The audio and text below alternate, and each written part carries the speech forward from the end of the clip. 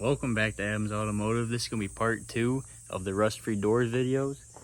And as you guys can see right now, I just laid some clear coat down on the back 2 doors.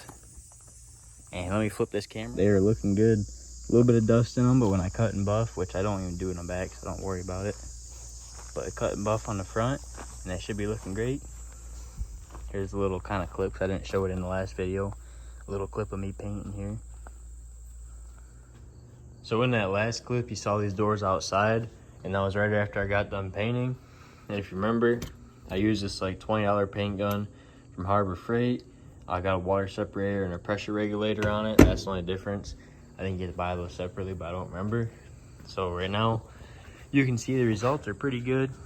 Reflection on that sander is good. I mean, you could throw this on the truck right now and it'll look great. But there's a lot of dust in there from being painted outside. So today I'm going to show you guys how to cut and buff that, and then I'll probably show you how to install at least one of these doors.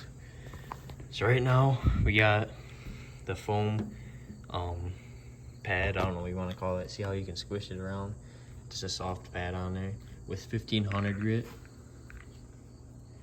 And then we have our heavy cut compound and our polish compound. Then we have like a fabric buffer wheel, and then 2 foam ones. This one's kind of like a medium, this is a really like fine. So pretty much what you're gonna do is you'll sand it with 1500 just in a clear coat, and I'll show you guys an example of that. And then you start with the fabric with this compound, and then the foam pads you do with the finished compound. So what you're looking for here when you're sanding is, you see how, well, I don't know how the camera picks this up, but you see how like these little dots right there, that means, well, it's kind of like when you're sanding, there's a low and high spot. You want it all the same color like this, how it's just kind of that bland color. You see the little bitty speckles, those will buff out. And I really don't get close to the edge too much, just because when you're buffing, you don't want to burn through. But, so this is how it should look before you're ready to buff. You know, kind of all the same level, but you want to stay in the clear coat. And the way you can tell is, see how speckly this is? That means you have to keep going, because otherwise these are all ripples. Just like, see, this is dust. It makes these big, let's see here. Makes these big spots. Like that was one speck of dust. Makes that big spot. So you're gonna keep sanding this with the 1500 grit until it's all smooth, just like this. See how the difference, all speckly, all the same color. But once you get it smooth like this, you stop. You go any farther, you're gonna get into red paint. You're gonna have to repaint your clear coat and color. So you wanna make sure you stay in the clear coat when you're buffing. You don't wanna go through. See right here's a speck of dust, but since it's so close to this, I'm just gonna leave it. You can buff it or sand it out if you wanted to. Everybody does it a little differently, but that's the way I'm gonna do it on these, just because they're just for this truck, so I don't really care too much. But so I'm gonna keep sanding this till it looks like that, and then I'll show you guys how to buff them out. And then obviously I have to do this door too.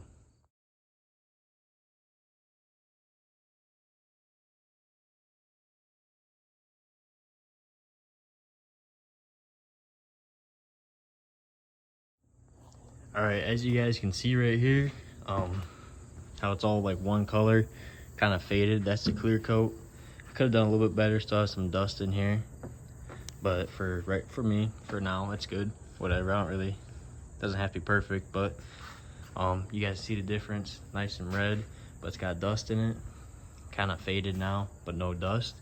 So we're gonna take our wool polishing pad on our buffer here, and we're gonna have the like medium speed, a little bit on the lower side. You don't want it spinning really fast. We're gonna take our heavy cut compound, and we're gonna put a little blob, like little boop boop, a little blob. We're gonna work an area till it's all worked in. We're gonna do the whole door like that, and then we're gonna move on to our finer polish, and you'll see it comes back a lot better. Like these front doors are buffed. I don't think I showed that, but the paint comes back a lot better, and there's no dust in it.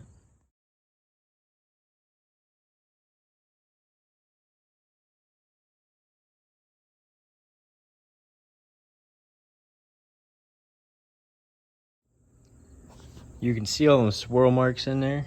The finer we get with our pads, the less and less you'll be able to see that until eventually it's gone. As you guys can see right there, all the swirl marks. But you can also see this is where it's sanded, and this is where it's already buffed. The color's already coming back. So next we're gonna grab our thicker foam pad. I don't know I know there's difference between them, I just can't remember exactly what. We're gonna grab this one and our finer polish and do the same thing, run across the door down here, and you'll see those swirl marks will go away. And then we hit it with this one, and you pretty much, after that, you're done. So the paint's looking pretty good now. It's got a lot of its color back and reflection, as you guys can see the phone right there recording with, kinda, hopefully. The sun's not washing it out, but it might be. But there's also a little bit, you can see right here, of the micro scratches left. So that's where this final pad comes in. Once we're done with that, it'll look just like glass. Walk out here. This is a buff door. So these ones right here should look just like that. And then I'll probably do the rest of it off camera, just cut the same thing over and over, finish this one, then sand and buff that one, and then we're ready to install them. So I went ahead and put a coat of wax down on this door we just saw me buff. It just gets the finer scratches out, and it puts a good protective layer over it. Some guys will ceramic coat. I don't know how to do that personally, so I use wax. I just hand wax it on there. It's McGuire's. I'll find over here, it's Gold Classic or something like that. So while that's curing, so I can take that off, I'm gonna start sanding and buffing this door, and then we're ready to install them. I ripped the old doors off first, but it's not much to it, a couple wires, but this wax should definitely help protect this door and make it look a lot shinier. I just took the wax off the bottom of this door, and as you can see, great reflection coming off this paint. For a driveway paint job, amazing results. $20 paint gun. Obviously paint's not cheap, but the setup and everything you use is. So look at that. I mean, you can see me. So that's pretty good. We'll get the rest of this taken off and take the old doors off and ready to go. I'll show you guys probably how I install at least one of those doors. There's just a couple wires you gotta do, nothing crazy. So to install these doors, you just gotta put the bolts on through the hinges and the door hangs itself. I gotta take this one out because it's bent, but this usually just bolts up right where these two holes are. And then your door is hung on your truck pretty much. And then I'm gonna pop all these wires loose and pull them out. And then I'm gonna feed my truck wires back in. We have one hook up here. This goes to the switches, or this goes to the window. This goes to the switch for your up and down on your window. And then you have two plugs that come up to your latch, which I'll show you guys kind of how to do this because it's a pain in the butt. And you have to swap out, let me find the piece. There's a piece on there for so your truck knows if the door's open or not. And if you don't swap this out right here, then that light will stay on, saying that your door is open, even though it's not. So this pretty much twists into your handle. So you can twist this one out because the plug's wrong. Take the one off your old latch, twist it back in, plug it right up, and it works. So this is the door I just put on. The window still needs to be cleaned, but it works great. Got door panel on there. Everything just needs to be cleaned now. And yeah, look at my rusty rockers. So I'll show you guys quick how to install the other door. It's really hard to get I'll be able to record this because I'm just by myself, but it's really hard to get this sensor, I guess you could call it, out of the latch. As you can see, it goes right where that plug's at, and you don't have a lot of room to get this up because it's kind of bound up by the two cables, so it doesn't really like to come up here where you can get to it easy. And you twist that outwards and down, and it comes out, and then put it in. You set it up here and twist it to the right. So I got the old one, but the new one in. And then this is the junk one with the junk wires to the door. So now I just gotta run my wires back up here. There's a plug here and a plug right down in there. And then the rest of it's pretty explanatory. It's just a window and switches. So, I mean, really these doors aren't that hard to do. Now that I got my new wiring harness, or the original wiring harness from the truck, as you can see right there, it's ran through the door, windows hooked up, switch is ready to be plugged in. I got those two little ones up in the latch ready.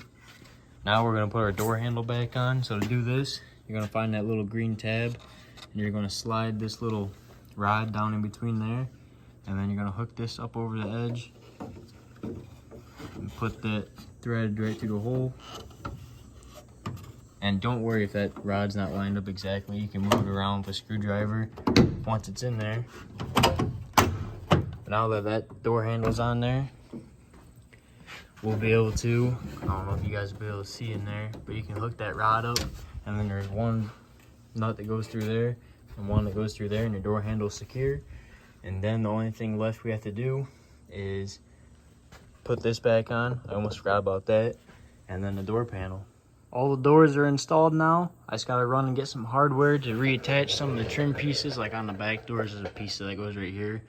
And I'm gonna run a POR 15 down this bottom lip and then reattach that trim piece right there, just like a rubber seal. But other than that, they look great. They work, all the windows work, the power locks work. They're looking good, so I'll back it outside right here, get a little edit of it or something, and that'll be the end of this video.